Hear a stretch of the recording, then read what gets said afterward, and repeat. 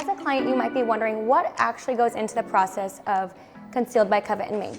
I want to show you a few things that you'll be leaving with that will be in your hair. We are first going to start with hand-tied hair. This is how you'll get your transformation, all the beautiful hair.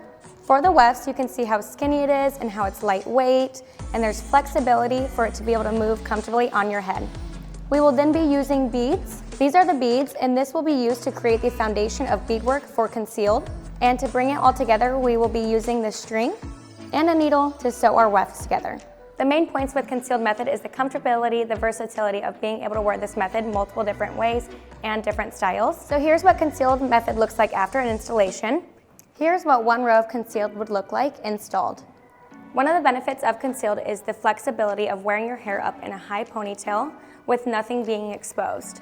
Everything is completely hidden and flat against the head.